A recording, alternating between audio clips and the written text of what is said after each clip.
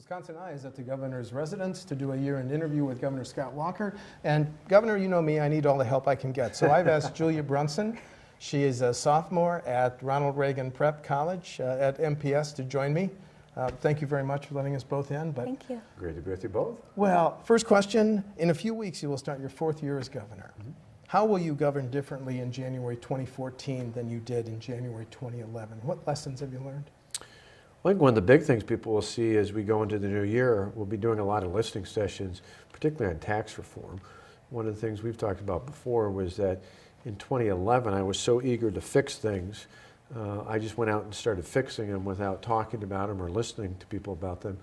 And if anything, I think I learned out of that was that you need to do both. You can't use talk as an excuse not to act, but the two go hand in hand. And so in 2014, I think people will see quite a bit of discussion with stakeholders, with small business owners, but most importantly with the taxpayers of the state, about not only continuing to chip away at taxes, but whether or not we should take on big reforms like eliminating the income tax or taking off major portions of the property tax. I have a follow-up question. Governor, as you know, the personal income tax brings in $7.5 billion with the B. The property tax, $9.5 billion after credits. Right. Of these two taxes, which would you most like to abolish? Well, that's part of what the discussion is going to be. Not just to see, to take a poll, which you could do, but really to talk to people about what would have the biggest impact on the economy. One of the things that, at least initially, is somewhat appealing about the income tax discussion is if you look at the top states across the country in terms of job growth, consistently they're states that either have no income tax or very low income tax. And so from an economic standpoint, job creation standpoint, there's a certain amount of appeal to me of just saying, hey, if they're doing that, it may not be the only reason, but it's got to be a major catalyst. By the same token, though, historically, Wisconsin for quite some time, generations, has had a relatively high property tax.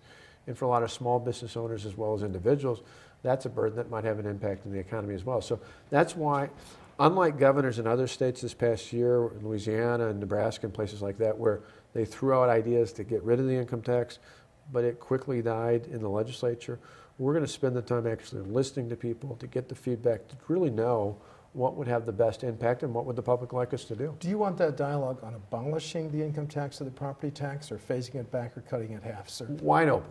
For us, we don't limit it in the discussions our Lieutenant Governor and Secretary of Revenue have already had and will be having going on to the new year, and I'll be laying out ways the public can get more involved around the state of the state, maybe in some websites and things like that. It's really wide open. It's the great thing about it's a year before the next budget, but we want to start preparing now because you don't want to run into, be forced into something last minute without having thought through it. We want to have the real feedback so we understand what the ups and the downs are, what sort of things, challenging-wise, can we mitigate, and then see where the public's appetite is. We want to do big, bold reforms, but we want to make sure they're embraced by the public. Well, I looked it up this morning.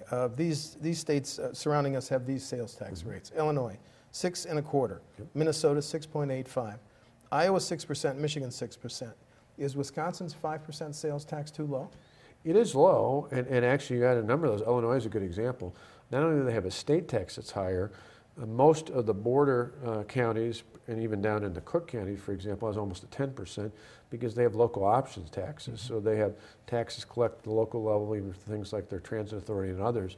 So they have a much higher sales tax than we do. The question is, what's the right level? If you're going to eliminate, hypothetically, if you were going to eliminate the income tax, you could do that in part by spending reductions, but you certainly, as you mentioned with those numbers, can't do it entirely, even close to entirely. Right. So how do you make that up? The sales tax would be one option, particularly because we're much more competitive on that than other states. The question is, where's that even mark? If you went too high in the sales tax, would that drive retail sales to other states?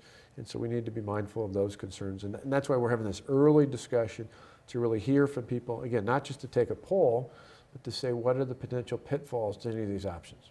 One more question on the taxes issue. If you raise the sales tax from 5 to 6, I looked it up, thanks for the Fiscal Bureau, it brings in $880 million, mm-hmm. as you know.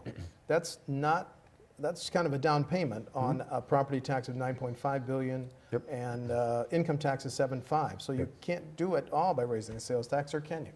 Well, you could, and part of that discussion would even be, and again, this is where you want not just a poll, you want stakeholders involved. Could be the discussion, we've had this discussion in the state before about, even the hundreds and hundreds of pages and pages of exemptions there are to the current sales tax. And people would say, well, you can't do that.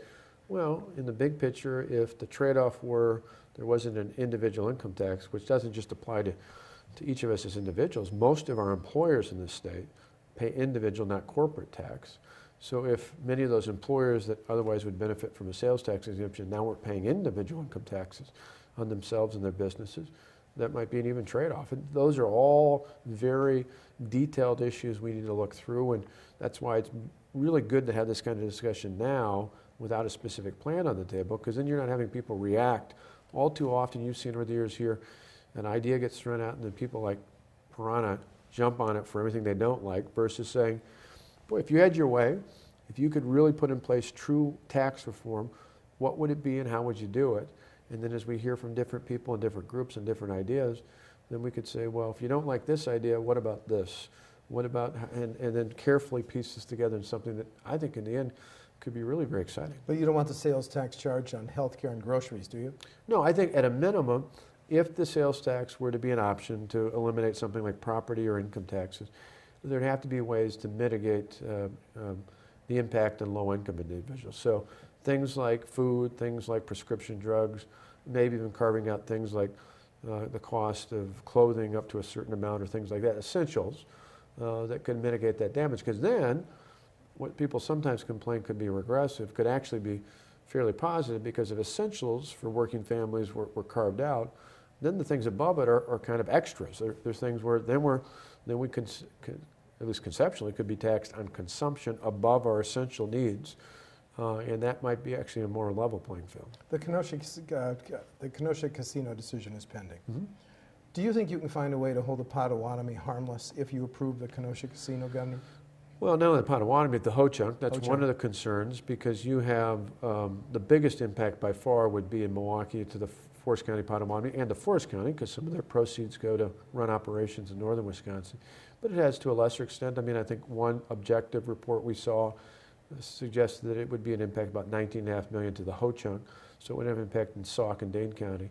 But there's really a couple things on there. One, excited about the prospects in any plan of helping people in Kenosha and Racine County who desperately need more jobs, both permanently and in construction. By the same time, though, want to find a way to mitigate potential job loss, which conceivably could be brokered through some sort of a financial agreement. But the other big issue why we need a consensus, if possible, in this is my predecessor negotiated gaming or compacts, tribal compacts that involve gaming, that in at least 3 cases, not just the Potawatomi, but the Ho-Chunk and the Lac de Flambeau, have provisions that are enacted if a casino is built in Kenosha. And so, for example, at least one of them go back potentially as far as 7 years and force the state to repay those payments that were previously made. That could blow a pretty big hole in the state budget. And so, and then as well, a lot of people don't realize there's also arbitration requirements in the compacts. So if I magically just said tomorrow I'm going to say yes, suddenly all those things click in per the compacts. It's not as easy, and it wouldn't happen as quickly as some people think. That's why taking the time to really work on something that hopefully could be a consensus really has some merit long term, even for those people who are supporters. If you said no, do you think you'd see 1 or 2 casinos built in Illinois just across the border, sir? It's hard to tell. I mean, right now there are 10 licenses in the state of Illinois. All 10 are filled. There are no pending Indian gaming licenses for any tribal governments in Illinois. So there's not any immediate component to that. Having said that, I also know that twice in the last couple of years, legislation has passed in two different sessions in the Illinois General Assembly or General Legislature that would have approved 5 more licenses, and presumably many of those would have been near the border in and around the Chicago area. The Governor Quinn of Illinois vetoed those twice, but he said in the past part of what he wanted was pension reform before he did anything like that. That once seemed impossible. What they passed, at least they called pension reform. I don't know if it truly is, but at least he might have an argument that he's gotten past that benchmark. Before I give Julia a chance, one, maybe 2 more questions. Public Policy Forum report, arts, cultural, recreation, and entertainment needs in Milwaukee County, about $1 million. What role should state government play? First of all, Is that a bona fide need? Do you believe there's $1 million worth of needs on those programs? And how important are those programs? Might be. I mean, Rob Hankin, who's the head of the Public Policy Forum, is someone I respect, sharp mind. I think generally viewed as very credible across party lines, across city, suburb, you name it.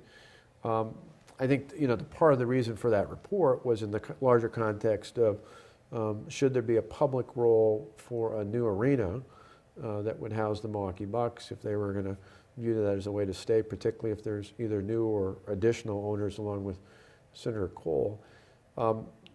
I've said repeatedly on that issue, whether it's just for an arena for the Bucks or it's whether for some of these other things, the only way that'll pass, the only way that'll get through in our state's capital, whether it's an extension or a new tax or something like that, would be with a referendum. There's just no way that could get passed here. And then it's debatable as to whether or not that referendum would pass in the Milwaukee metropolitan area. But I think that's the only way they can do that going forward.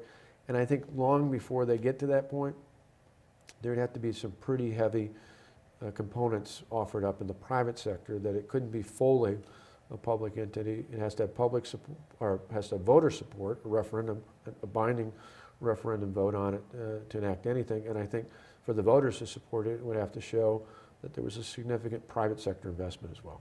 In the 1990s, Wisconsin worried about losing the Brewers. Do you worry about losing the Bucks right now? Yeah, I mean, I think that's why, as much as I realize it's a tough sell, and I think the thing learned from Miller Park, the whole debate there about the stadium district, is you got to have the voters involved. It worked in Lambeau Field, although it was a tough vote in Brown County. But I think in the end, the voters are better off. There shouldn't be a tax without representation, and if there is going to be any revenue generated that involves public resources, the public should have a say on it. But I do, it's why I'm still very concerned, and I think a case can be made with the help from the business community in the metropolitan area, that it's not just a matter of having a team, it's a matter of not wanting to lose a team.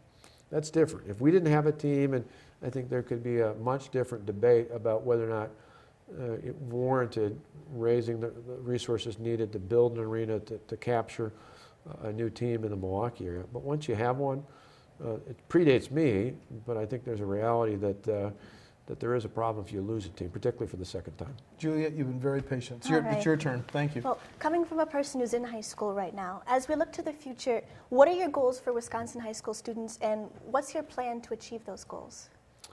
Well, a couple different things. I think certainly as you think a few years into the future going into college, one of the things is we want to make more options affordable. So having a son who's a University of Wisconsin student right now and another one who's at Marquette, but in UW in particular, freezing tuition the next 2 years was really important to make it affordable as you think ahead to going to college, making it affordable, but also making it relevant.